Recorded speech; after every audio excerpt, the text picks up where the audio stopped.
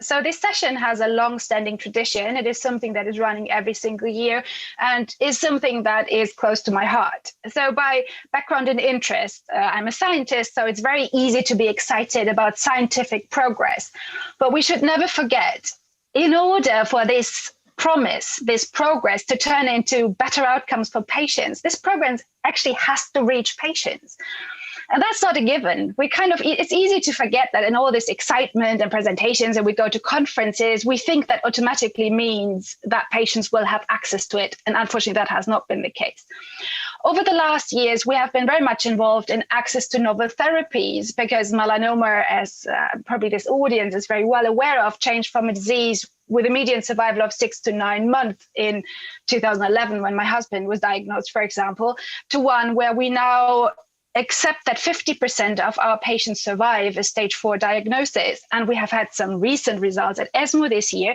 The patients who under immunotherapy have a complete response within 1 year actually have the same outcome as a very, very early stage melanoma patient in terms of numbers. So that's kind of unthinkable. 10 years ago, no one would have even thought it was possible. So we have been pushing for access to these novel drugs for a long time. But unfortunately, what we are realizing now is that while the job isn't done, and even in countries that we would consider wealthy, like France or Italy, access is not what it should be. So there are still barriers, restrictions, often not based on clinical evidence. So it's just a pure cost containment measure.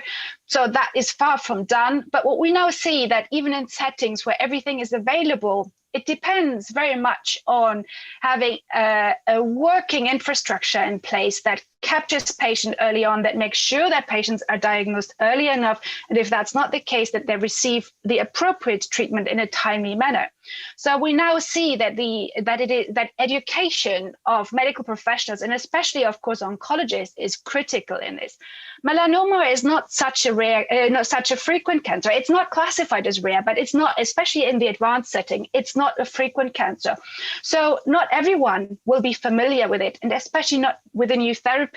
And what we're seeing now is that patients in countries, despite therapies being reimbursed by the healthcare system, do not receive optimal treatment because the treating team might be not aware of what the standard is. And actually what we found out now is that language barriers remain an important issue.